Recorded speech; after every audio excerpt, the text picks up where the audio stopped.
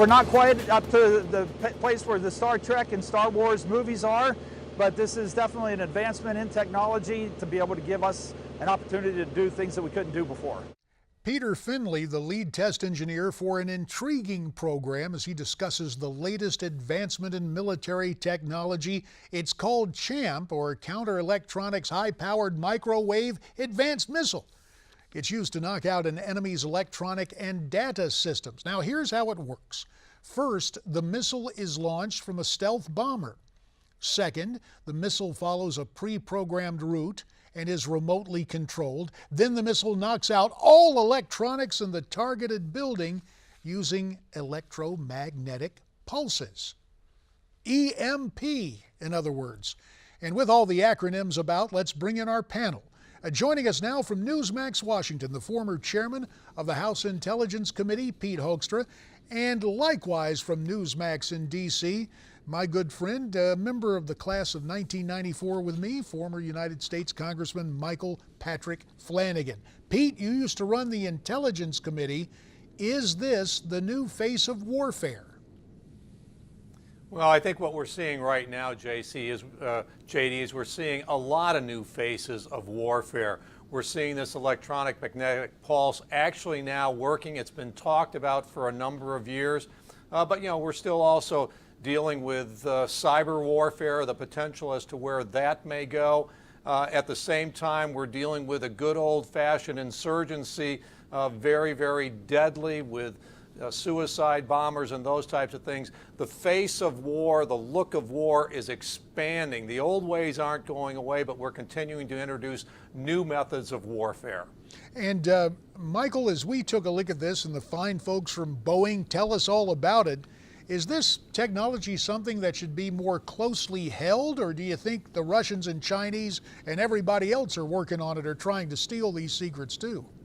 Funny you should ask. Chairman Hoekstra, Pete and I were talking about this just before we came on. This administration is delighted to keep trade deals secret, but they'll tell you all of our secrets for the military. I don't understand it at all. This is some pretty high-end stuff. I dealt with EMP when I was in the Army in the 80s. I was a special weapons officer. It's some of the stuff that I did, but this is eons ahead of that. It has the ability to turn a 21st century Army into a 19th century Army in 10 minutes. And it's really, really high-end stuff, and I don't know why we're talking about it out loud. Well, let's talk about it more with Pete. The Intelligence Committee, we try to keep some things secret. Why so many bells and whistles about this approach now, Pete? It makes absolutely no sense. Michael is absolutely right. You would think that if you developed a new technology, a new capability, you'd really want to keep it under wraps and you'd use it in warfare. You might have an opportunity to use it in Syria, you might have an opportunity to use it in Iraq or somewhere else, and you'd want the enemy guessing as to, wow, who just knocked out our electronics and all these types of things. It makes absolutely no sense to run a PR campaign behind a new capability of the American military. We're going to spark an arms race with China, with Russia, and with others. It